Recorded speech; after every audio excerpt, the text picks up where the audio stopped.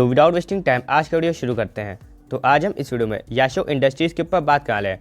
कल ही कंपनी ने क्वार्टरली नतीजे पोस्ट किए जिसमें ईयर ऑन ईयर बेसिस पे कंपनी की सेल्स में 44% की शानदार ग्रोथ देखने को मिली एंड साथ ही साथ प्रॉफिट में भी 58% की भयानक ग्रोथ देखने को मिली।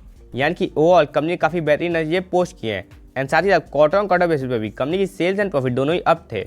यानी कि देखिए किसी कंपनी के लिए ये ग्रोथ काफ़ी शानदार ग्रोथ मानी जाएगी। तो हमें सिर्फ ये ग्रोथ देख के इस कंपनी में इन्वेस्ट नहीं करना है, हमें पहले कंपनी का कन्विक्शन होना चाहिए कि क्या कंपनी करती क्या है, तभी ना हम इस कंपनी में अच्छे समय तक इन्वेस्टेड रह पाएंगे। तो इस वीडियो में हम सबसे पहले कन्विक्शन बिठाने की कोशिश करते हैं, फिर जानेंगे सपोर्ट जोन किस प्राइस के आसपास इन्वेस्ट करना है। तो सबसे पहले कन्विक्शन बिठाने की कोशिश करते हैं। तो देखिए ये कंपनी बेसिकली केमिकल सेक्टर से बिलोंग करती है, यानी कि यहाँ सेक्टर काफ़ी शानदार है। अब देखिए इस कंपनी की काफ़ी खास खूबी है कि इस कंपनी का प्रोडक्ट पोर्टफोलियो काफ़ी डाइवर्सिफाइड है। जैसा कि हमने आपको SRF के केस में बताया था, इस कंपनी के पास 150 से भी ज़्यादा प्रोडक्ट है, मतलब कि 10-20 प्रोडक्ट भी शॉर्ट टर्म में नहीं चलते हैं तो रिवेन्यू पे बहुत ज़्यादा इफेक्ट नहीं आने वाला।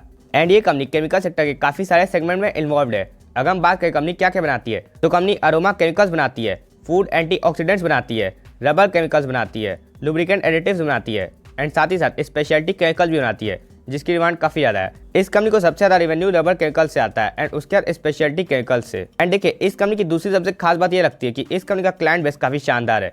तो अपोलो टायर्स, MRF, सीएट इतनी शानदार कंपनी इस कंपनी के क्लाइंट है एंड साथ ही साथ अडानी ग्रुप की भी अडानी विल्मर इस कंपनी की क्लाइंट है। यानी कि ओवरऑल कंपनी का क्लाइंट बेस काफ़ी मजबूत है एंड ऐसा क्लाइंट बेस इस कंपनी का तब है जब ये कंपनी केवल 2000 करोड़ वाले मार्केट कैप की कंपनी है।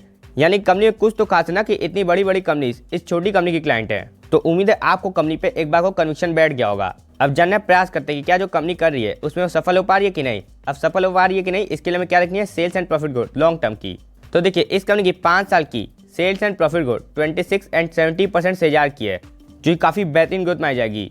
यानी कि लॉन्ग टर्म में इस कंपनी का बिजनेस काफ़ी शानदार तरीके से ग्रो कर रहा है। यानी कि लॉन्ग टर्म में कंपनी अपने बिजनेस में अच्छे से सफल हो पा रही है। तो हाँ, हम इस कंपनी में इन्वेस्ट करके जरूर चल सकते हैं। तो अब जानने का प्रयास करते हैं किस प्राइस के आसपास इन्वेस्ट करना है। लेकिन देखिए सपोर्ट जोन को जानने पहले हमें जाननी पड़ेगी वैल्यूएशन की, क्या करंट मार्केट प्राइस के आसपास हमें इस कंपनी में इन्वेस्ट करना चाहिए भी कि नहीं। तो देखिए इस समय इस कंपनी का पी आप देखे जाएंगे तो 26 के आसपास है। वहीं अगर आप इस इंडस्ट्री का पी देखने जाएंगे तो 25 के आसपास है। यानी कि इंडस्ट्री के मुकाबले ये स्टॉक इस समय एक फेयरली वैल्यू स्टॉक दिख रहा है। साथ ही साथ अगर आप इस कंपनी का पीजी रेशियो देखेंगे, जो कि पी रेशियो को ग्रोथ के साथ कंपेयर करता है, तो 0.38 का है। यानी कि ग्रोथ के मुकाबले इस कंपनी को काफ़ी कम पी में रखा है। यानी कि ग्रोथ के मुकाबले ये स्टॉक एक अंडर वैल्यू स्टॉक है। एंड वहीं एक और बात आप देखने का प्रयास करें तो मार्केट इस कंपनी का पी काफ़ी तेजी से एक्सपैंड कर रहा है, जो शेयर होल्डर्स के लिए काफ़ी पॉजिटिव साइन हो जाएगा। यानी कि देखिए इस कंपनी की वैल्यूएशन देख के हमें यही पता चल रहा है कि ये स्टॉक काफ़ी अच्छे वैल्यूएशन पे इस समय मिल रहा है, मतलब कि हम इस कंपनी में इन्वेस्ट करके जरूर चल सकते हैं करंट मार्केट प्राइस के आसपास भी। तो अब जानना प्रयास करते हैं सपोर्ट जोन जहाँ पे हमें इन्वेस्ट करना है। तो देखिए ये स्टॉक काफ़ी लंबे समय से एक ट्रेंड लाइन को सपोर्ट लेके ऊपर जाया जा रहा है, जहाँ पे एक बार सपोर्ट लिया था एंड फिर देखिए यहाँ पे कितनी बार सपोर्ट लिया एंड अभी 80% ये स्टॉक उसी ट्रेंड लाइन के सपोर्ट जोन के आसपास मिल रहा है।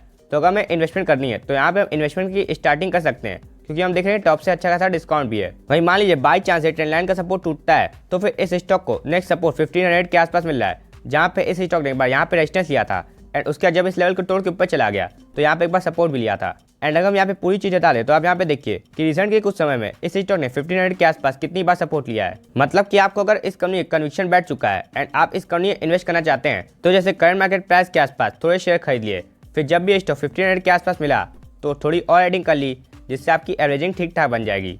वहीं अगर हम इस स्टॉक का RSI इस समय देखें तो इस स्टॉक का RSI इस समय 47 पे है। यानी कि RSI के हिसाब से ये स्टॉक साइडवेज ट्रेंड में है, जैसा कि हमें चार्ट में दिख भी रहा है। तो देखिए अगर हम एक शॉर्ट टर्म निवेशक हैं तो हमें इस कंपनी में 80% इन्वेस्ट नहीं करना है, क्योंकि शॉर्ट टर्म में आप पैसा केवल एक अप ट्रेंडिंग स्टॉक में बनेगा। वही देखिए अगर हम एक लॉन्ग टर्म निवेशक हैं तो हम देख रहे हैं टॉप से अच्छा खासा डिस्काउंट भी है एंड साथ ही साथ इस समय अपने ट्रेंड लाइन के सपोर्ट के आसपास ही मिल रहा है, तो हम इस कंपनी में इन्वेस्ट करने में आए जरूर विचार कर सकते हैं। वहीं अगर हम इस स्टॉक की मूविंग एवरेज देखने का प्रयास करें तो देखिए 80% ये स्टॉक ने 200 डे 100 डे दोनों ही मूविंग एवरेज के ऊपर मिल रहा है एंड साथ ही साथ अपने 50 डे मूविंग एवरेज के आसपास ही प्रीवियस ट्रेडिंग सेशन में सपोर्ट लिया है, लेकिन अभी 20 डे मूविंग एवरेज के थोड़ा नीचे है। तो हमें क्या पता चल रहा है कि अगर हम एक लॉन्ग टर्म निवेशक हैं तो 200 डे मूविंग एवरेज का लेवल 1500 के आसपास आ रहा है, तो हमें इस लेवल के आसपास इन्वेस्ट करना है। वही देखिए अगर हम थोड़ा कम पेशेंस रख पाते हैं तो हम देख रहे हैं यहाँ पे 100 डे मूविंग एवरेज इस स्टॉक के ट्रेंड लाइन के सपोर्ट के आसपास ही आ रही है, तो हम चाहे तो करंट मार्केट प्राइस के आसपास भी थोड़ी मोड़ी इन्वेस्टमेंट कर सकते हैं। वही देखिए जो लोग शॉर्ट टर्म निवेशक हैं तो आप देखें कि 20 डे मूविंग एवरेज के अभी भी ये स्टॉक नीचे है, तो इसीलिए हमें शॉर्ट टर्म में इस कंपनी में इन्वेस्ट नहीं करना है। वहीं अगर हम इस स्टॉक की कैंसी देखें तो देखिए यहाँ पे ना एक फियर का माहौल है ना एक ग्रीड का माहौल है। अब देखिए इसके पहले ग्रीड का माहौल आ चुका है यानी कि अगर हम एक आइडियल सिचुएशन बात करें तो देखिए, जब भी स्टॉक में थोड़ा मोड़ा फेयर का माहौल है तभी हमें इस कंपनी में इन्वेस्ट करना चाहिए, क्योंकि पहले ग्रेड का माहौल आ चुका है। लेकिन हो सकता है कि ये फेयर का माहौल जल्दी देखने को ना मिले। अब ऐसा क्यों? क्योंकि कंपनी ने क्वार्टरली नतीजे काफी अच्छे पोस्ट किए हैं एंड साथ ही साथ वैल्यूएशन भी इस समय काफी ज्यादा हाई नहीं है। तो एज ए इन्वेस्टर जब भी स्टॉक में सपोर्ट जोन के आसपास मिले, जो कि इस समय थोड़ा बहुत मिल भी रहा है, तो हमें इस कंपनी में इन्वेस्टमेंट करनी है। एंड अगर हम इस कंपनी में इन्वेस्ट करते हैं तो हमें इस कंपनी की अपने पोर्टफोलियो में मैक्सिमम एलोकेशन 3 to 4% से ज़्यादा की नहीं देनी है, क्योंकि ये कंपनी अभी भी साइज में काफ़ी छोटी कंपनी है।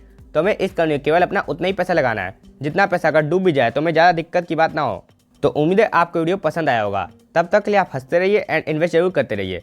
तो मिलते हैं नेक्स्ट वीडियो में, तब तक के लिए दिस इज दान साइनिंग ऑफ।